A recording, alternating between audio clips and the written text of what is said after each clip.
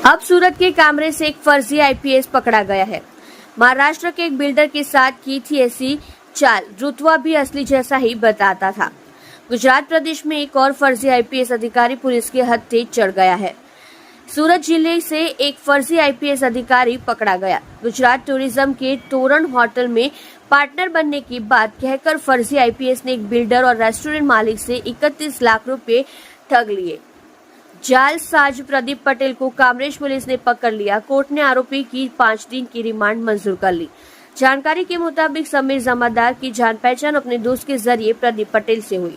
प्रदीप पटेल ने खुद को आईपीएस अधिकारी बताया, जिसके बाद प्रदीप ने समीर जमादार को कामरेज के वलथान गांव के पास तोरण होटल में 30% का पार्टनर बनने के लिए कहा, जिसके बाद समीर ने टुकड़े टुकड़े कर 23 लाख रुपए दे दिए। पैसे नहीं लौटाने वाले के खिलाफ शिकायतकर्ता ने पुलिस में शिकायत दर्ज कराई। कुछ समय बाद जब समीर जमादार ने प्रदीप को होटल एग्रीमेंट के बारे में बताया तो प्रदीप किसी बहाने से बात को टाल देता था, जिसके बाद समीर ने पैसे वापस मांगे तो प्रदीप ने 12 लाख रुपए लौटा दिए और 12 लाख बाद में देने को कहा, लेकिन काफी समय बीत जाने के बाद भी प्रदीप ने पैसे नहीं लौटाए और समीर को धोखा हुआ जानकर समीर ने इस पूरे मामले की शिकायत कामरेज पुलिस स्टेशन में दर्ज कराई। मोबाइल फोन से अधिकारी की पुलिस आईपीएस ड्रेस पहने हुए तस्वीरें मिली। शिकायतकर्ता द्वारा कामरेज पुलिस स्टेशन में शिकायत दर्ज कराने के बाद पुलिस ने कुछ घंटों में धोखाधड़ी करने वाले फर्जी आईपीएस अधिकारी को गिरफ्तार कर लिया। आरोपी के मोबाइल फोन की जांच के दौरान आईपीएस अधिकारी की ड्रेस पहने हुए तस्वीरें मिली। पुलिस को शक है कि कई लोगों से ठगी की गई है। गिरफ्तार प्रदीप नाम के शख्स ने समीर की पहचान एक आईपीएस अधिकारी के रूप में की। पुलिस को शक है कि प्रदीप पटेल ने फर्जी आईपीएस बनकर अन्य लोगों से भी ठगी की होगी।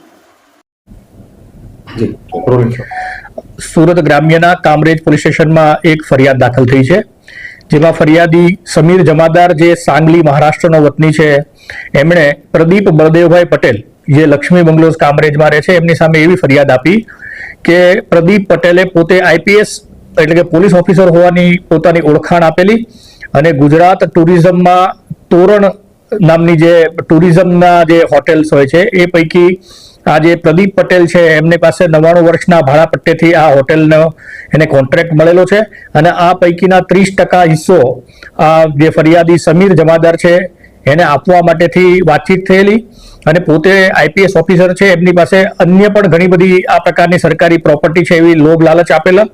યુનિફોર્મની અંદર આઈપીએસ પોલીસ ઓફિસર હોવાનો એમણે ઓળખ આપી, યુનિફોર્મની અંદર પણ એની સાથે મુલાકાત કરેલી, જેના કારણે આ સમીર જમાદાર જે છે એ મૂળ સાંગલીના વતની છે મહારાષ્ટ્રના, એમને એવું લાગેલું કે પ્રદીપ બળદેવ પટેલ છે એ આઈપીએસ ઓફિસર છે અને આ વિશ્વાસ અને ભરોસાના કારણે સમીર જમાદારે આરોપી પ્રદીપ પટેલને ટુકડે ટુકડે 23 લાખ રૂપિયા જેટલી રકમ આપેલી હતી। આ રકમ એમણે 2023 થી લઈ અને 2024ના મે મહિના સુધીમાં આપેલી હતી। ત્યાર પછી સમીરને કોઈ 30%નો હિસ્સો નહીં મળતા એમણે આરોપી પ્રદીપ પટેલ પાસેથી પૈસાની ઉઘરાણી કરેલી, કાં તો મને પૈસા આપો અથવા મને હિસ્સો આપો, જેથી આ જે પ્રદીપ પટેલ છે એમણે અમુક રકમ પાછી આપેલી અને જે સમીર છે ફરિયાદી એમને 11 લાખ રૂપિયા હજી સુધી પણ આપતો ન હતો અને ગલ્લા તલ્લા કરતો હતો, પોતે પોલીસ ઓફિસર હોવાનો રોફ બતાવી અને એને ડરાવતો હતો, જેના કારણે આ જે સમીર જમાદાર છે એમણે કામરેજ પોલીસ સ્ટેશનમાં ફરિયાદ આપેલી। કામરેજ પોલીસ સ્ટેશનના પોલીસ ઇન્સ્પેક્ટર શ્રી અજીતસિંહ ચાવડા અને એમની ટીમે તાત્કાલિક કાર્યવાહી હાથ ધરેલી અને આરોપી પ્રદીપ પટેલ જે છે એની ધરપકડ કરી છે। પ્રદીપ પટેલ છે એના મોબાઈલ ફોનની અંદર યુનિફોર્મ પોલીસના યુનિફોર્મની અંદર આઈપીએસના બેઝ લગાવી આઈપીએસ જેવો જ વેશ ધારણ કરી અને લોકોને છેતરતા હોવાના અનેક ફોટોગ્રાફ્સ વગેરે મળ્યું છે। એ બાબતના કન્વર્સેશન્સ પણ મળ્યા છે। આરોપીના કબજામાંથી એક ખાખી પેન્ટ મળ્યું છે। આ જે પ્રદીપ બળદેવ પટેલ છે લગભગ 2017 થી લઈ અને 2024 સુધી પોતે પોલીસ ઓફિસર હોવાનો અલગ અલગ લોકોને જણાવી અને છેતરપિંડી અને વિશ્વાસઘાત કરતો હોવાની હકીકત અત્યારે પ્રાથમિક તબક્કે જણાય છે। આરોપીને આજરોજ નામદાર કોર્ટમાં રજૂ કરીને 20 તારીખ સુધી એટલે દિન 5ના રિમાન્ડ મેળવવામાં આવ્યા છે।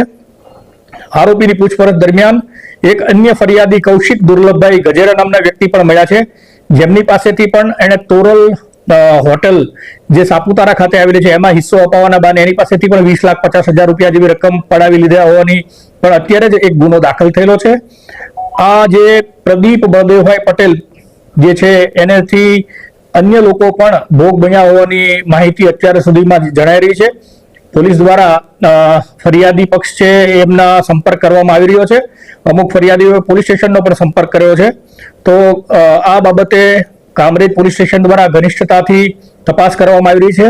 અમારા જે જિલ્લાના પોલીસ વડા અને રેન્જ આઈજી સાહેબ દ્વારા પણ આ જે આરોપી છે એની સામે સખ્ત કાર્યવાહી કરવામાં આવે અને વ્યવસ્થિત પૂછપરછ કરી અન્ય ભોગ બનનાર લોકો કેટલા છે એમની પણ શોધખોળ કરવામાં આવશે. આરોપી સાથે અન્ય કોઈ ઇસમો સંડોવાયેલા છે કે અન્ય કોઈ સરકારી કર્મચારીઓ પણ સંડોવાયેલા છે કે કેમ તે બાબતની પણ તપાસ અત્યારે ચાલુ છે. સાહેબ, આજે ફરિયાદ સિવાય બીજા કોઈ એવા ગુના એને કબૂલ કર્યા છે? 20 લાખ બીજા એના સિવાય અત્યાર સુધીમાં પ્રાથમિક પૂછપરછ થઈ શકી છે. એમાં 3 લોકો ભોગ બન્યા હોવાની હકીકત અત્યાર સુધીમાં સામે આવી છે. એ પૈકીના કૌશિક દુર્લભભાઈ પટેલે પણ આજે જ ફરિયાદ દાખલ કરી છે. આ સિવાય પણ અમે મીડિયાના માધ્યમથી પણ લોકોને અપીલ કરીએ છીએ કે આજે પ્રદીપ બળદેવભાઈ પટેલ જે પોતાની જાતને આઈપીએસ હોવાનું, પોલીસ ઓફિસર હોવાનું કહીને કોઈ લોકોની સાથે છેતરપિંડી કે વિશ્વાસઘાત કર્યો હોય અથવા અન્ય કોઈ પણ પ્રકારનો ગુનો કર્યો હોય તો પોલીસનો સંપર્ક કરે અને પોતાના સ્થાનિક પોલીસ સ્ટેશનમાં કામરેજ સિવાય પણ કોઈ જગ્યાએ પોતે ભોગ બન્યા હોય તો ત્યાંના સ્થાનિક પોલીસ સ્ટેશનનો સંપર્ક કરીને એમની સામે કાયદેસરની કાર્યવાહી કરી શકે છે.